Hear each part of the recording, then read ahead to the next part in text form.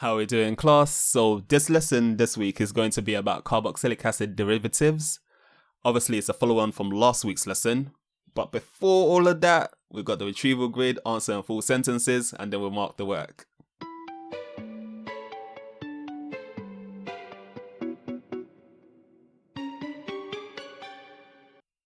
Alright, so aspirin is made from salicylic acid, and we get that salicylic acid from willow trees.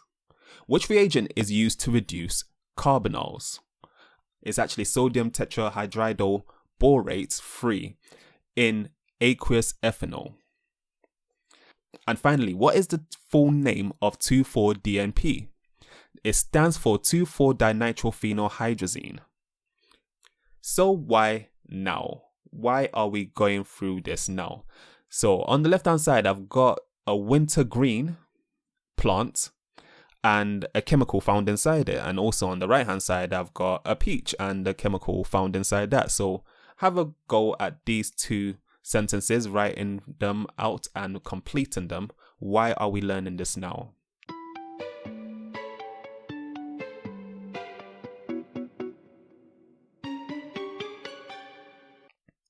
Well, if we look at that wintergreen substance, and that is actually methyl 2-hydroxybenzoate, we can see that it could have easily been a carboxylic acid, but we've just attached a methyl group on that oxygen on the top there. And on the right hand side, we see that the smell for peach is actually propyl ethanoate. If you think of possible careers you can use this in, so that actual scent can be used as a fragrance scientist, in perfumes, even in washing up liquids, anything like that. We've got quite a lot of specification points we're going to go through in this video, so make sure you've got this to hand and you're ready to tick off whatever we go through as you understand them. Let's first clarify this word derivative. A derivative is a compound that can be hydrolyzed to reform the parent chemical. So we hydrolyze it and we're forming what we use to make it. Let's look at this example here. When you've got this functional group, we call that an ester. When you've got this functional group here, it's called an acyl chloride, and we saw that a few lessons ago. When you've got this functional group, it's called an amide. We've got an amine and also a carbonyl carbon right next to it. And when you've got this functional group here, we call that an acid anhydride. And bear in mind, derivatives, these are all carboxylic acid derivatives. So derivatives means that we can hydrolyze this and reform the carboxylic acid. So each of the carboxylic acid derivatives have an acyl group, which is what I'm showing in blue, and an electronegative atom or group of atoms, which I've shown in red. So just going over that again, the acyl group is what you see in blue, and that's on the top, and you've got the electronegative atom or group of atoms in red. What I'd like you to do, draw out this molecule and try to name it.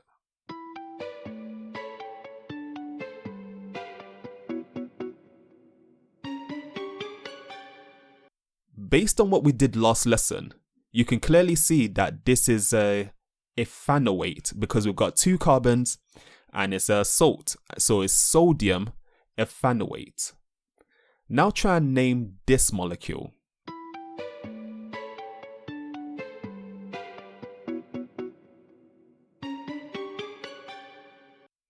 And the key to understand how to name this molecule is my color scheme. The sodium comes first, and we've got the acyl group, we've got the blue section, which is the ethanoate.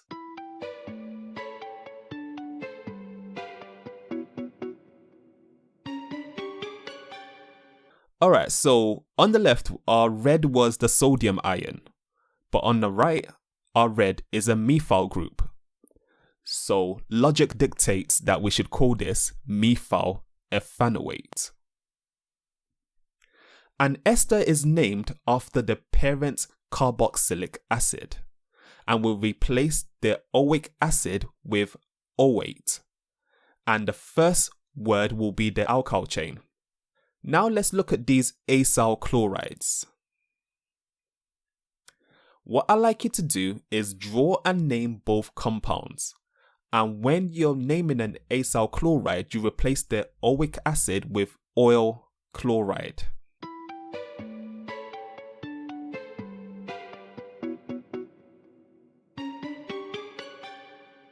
Alright, so on the left hand side we have the parent carboxylic acid, which is 4 carbons long, so that's butanoic acid. And looking at the key that I gave you at the top, we remove the oic acid and we'll add oil chloride. So that's butanoyl chloride. You can probably work out what's happening here based on the color scheme I've got here and also the name anhydrides, because hydride has got to do with water, hydrated. So anhydride, you can work out what's going to happen. What I want you to do here is this challenge question. What does anhydrous mean? And then draw what the products of these two reacting together would look like.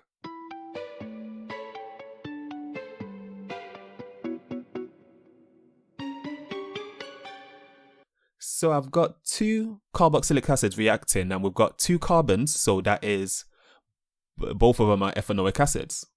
And anhydrous means without water. And for the molecule, it kind of looks like that. What would we call this molecule?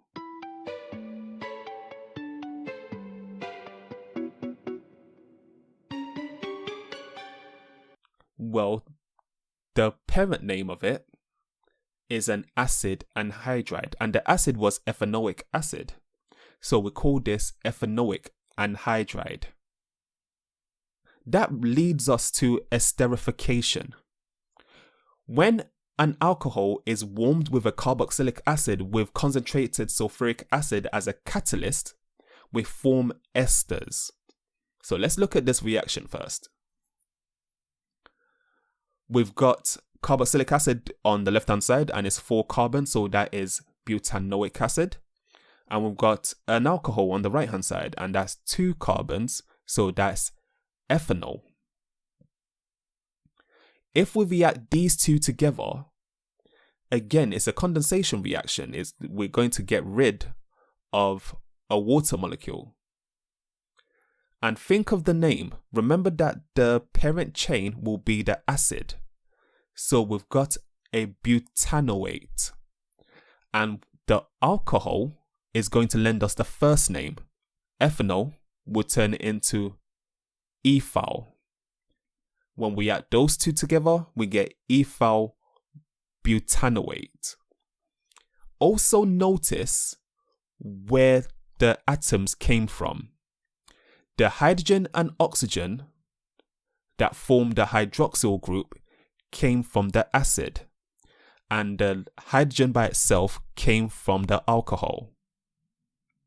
And the interesting thing about esters, when you do make them in class, is that they're usually very sweet smelling. Let's see if you can actually identify the 2 chemicals that made up an ester. Let's look at this ester here. Can you work out which 2 chemicals created this ester?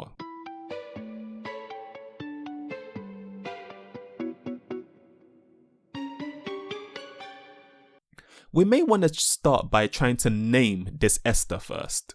We can see that that carboxylic group is attached to 3 carbons. It's got 3 carbons there. And the group that must have came from the alcohol only has 2 carbons. So we know that we've got ethanol and we've also got propanoic acid. So that's ethyl propanoate, which is formed from ethanol and propanoic acid. And there's an interesting bit of trivia for ethyl propanoate. This is what the smell of pineapples comes from. It smells like pineapples. So let's look at actually trying to make, how do we make ethyl propanoate? These are the steps. pour around 2 centimeters cubed of ethanol and 2 centimeters cubed of propanoic acid into a boiling tube. Then we carefully add a few drops of concentrated sulfuric acid. We'll place the boiling tube in a beaker of hot water at around 80 degrees Celsius. Then we leave the boiling tube in water for roughly around 5 minutes. And finally, we'll pour the mixture into a beaker containing aqueous sodium carbonate. What the aqueous sodium carbonate is doing is that it's reacting with that excess acid. And what it also does is that it makes the smell of the ester easier to detect. Now let's look at the hydrolysis of esters. So now have a go at drawing methyl 2-hydroxybenzoate.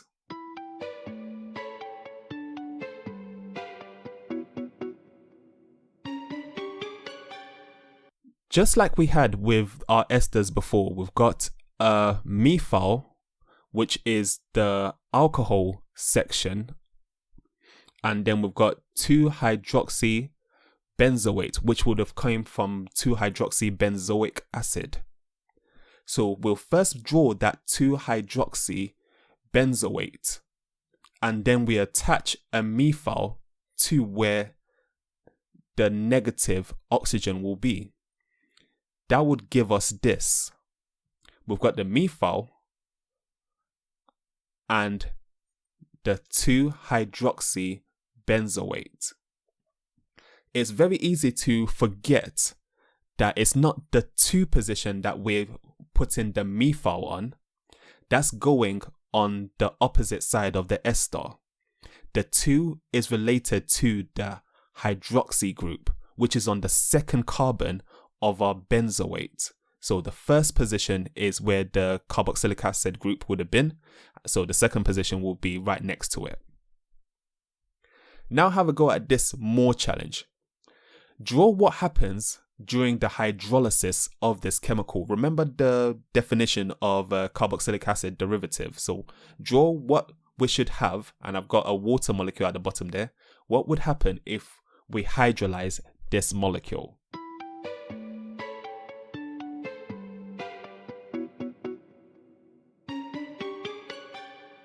Well, we'll reform the alcohol and the acid. And this is actually a reversible reaction. We've reformed the methanol and also the 2-hydroxybenzoic acid. And acid hydrolysis, this is how you define it. This is when an ester is heated under reflux with dilute aqueous acid, forming its catalyst. What is the other name for this product that's formed? So this 2-hydroxybenzoic acid, what other name do we give this?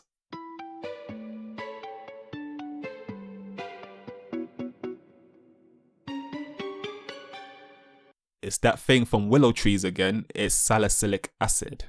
Try and memorize that 2-hydroxybenzoic acid is salicylic acid. So that was acid hydrolysis. But we'll also have another type of hydrolysis which you can probably work out, which will be alkaline hydrolysis. And saponification is irreversible. And the way we do this is reflux with aqueous hydroxide ions. Remember, this is irreversible. What I like you to show now is how methyl ethanoate and hydroxide ions creates ethanoate ions and methanol.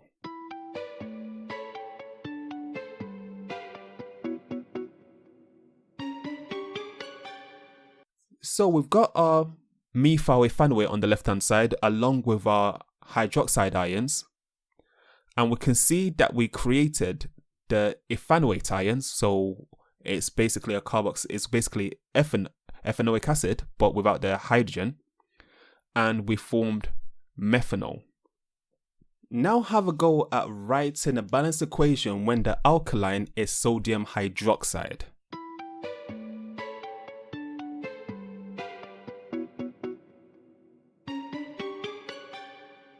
This was pretty straightforward because all we've did is introduced a sodium ion, which will be on the sodium hydroxide on the left hand side and also on the sodium ethanoate on the right hand side. Reactions of acyl chlorides. Acyl chlorides are prepared from carboxylic acid using thionyl chloride, SOCl2, and it gives off gases. So we've got a thionyl chloride on the left hand side along with a carboxylic acid, and it's got 3 carbons, so that is propanoic acid, and that gives us this molecule here that we're going to name, and sulfur dioxide and hydrogen chloride.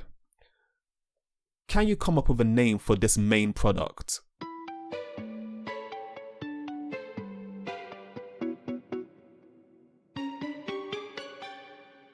If you remember from a few lessons ago, we named some acyl chlorides before, and remember that you should say chloride for the surname, and you change the ending of your first name into oil. So this is propanoyl chloride. And again, that's because our acid was propanoic acid. So acyl chlorides react with nucleophiles by losing the chloride ions whilst retaining the carbon-oxygen double bond. And this is what that word equation would look like. We react an acyl chloride with an alcohol, and that gives us an ester and hydrogen chloride. Using this, I'd like you to draw the reaction between ethanoyl chloride and propan-1 oil.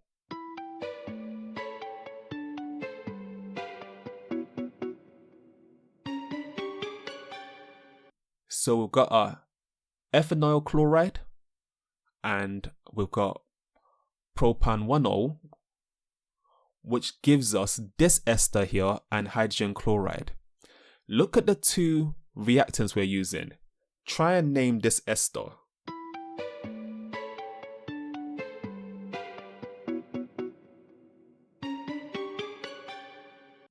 The alcohol was propan-1 oil, so we're going to have propyl, and our acyl chloride was ethanoyl chloride, so we're going to have an ethanoate. This gives us propyl ethanoate. Have a go at drawing this reaction.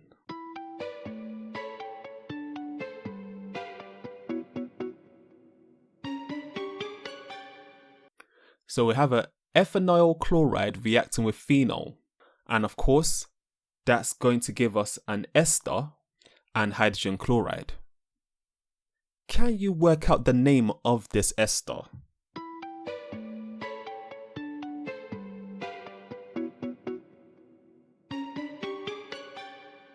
Well, the technical alcohol here is our phenol, so that will be phenol, and with our acyl chloride was ethanol chloride, so that will be phenyl ethanoate.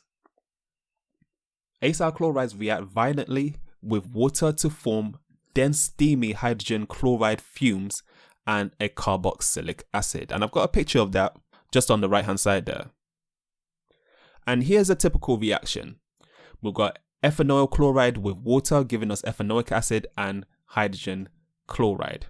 And this is what that would look like if we drew it out. We've got our ethanoyl chloride with water giving us ethanoic acid and hydrogen chloride.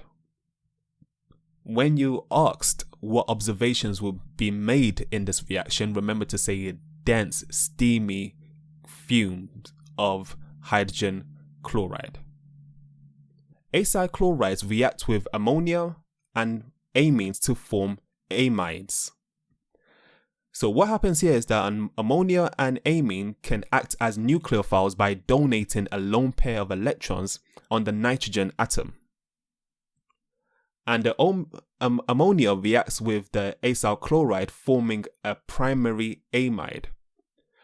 What this means is that the nitrogen is attached to carbon number 1. That's a primary amide. I'm going to show you a reaction now, and I want you to try and name each of these chemicals.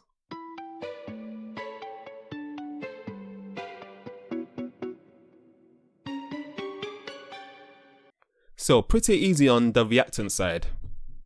We've got ethyl chloride, there's 2 carbons. And also we've got ammonia, NH3. This next one, we've got 2 carbons, so we know we need an eth or ethyl or something like that, and it's an amide. And we simply just say ethanamide. And on the right hand side, we've got an ammonium chloride. Make sure you don't say ammonia because it's NH4, not NH3. So that means it's a positively charged ion. That's why it's linked to the negative chloride ion. And the thing about primary amine is that they react with an acyl chloride to form a secondary amide. Secondary amides, as you can probably work out, have their nitrogens attached to carbon number 2. So what does that mean? Let's look at this reaction. We've obviously got our ethanol chloride on the left hand side, and here we've got an amine. It's not an amide because there's not a carbonyl attached to the amine. It's just a methyl. So we call that methylamine. When we come to naming secondary amides, we have to talk about N substitution. So here, this molecule here, we have N-methyl ethanamide. So we've got ethanamide, but one of the hydrogens has been substituted with a methyl group. And on that right hand side, we form a funny word, a funny compound called methyl ammonium chloride. And again, that's because one of that hydrogen that was on the ammonium ion has now been substituted with a methyl group. So it's methyl ammonium chloride. Because remember, the ammonium chloride before was NH4Cl, but now we've got the methyl NH3 chloride ion. Okay. So reactions of acid anhydrides. And here's a typical reaction here. I would like you to write this down and then try to name each chemical at the bottom here.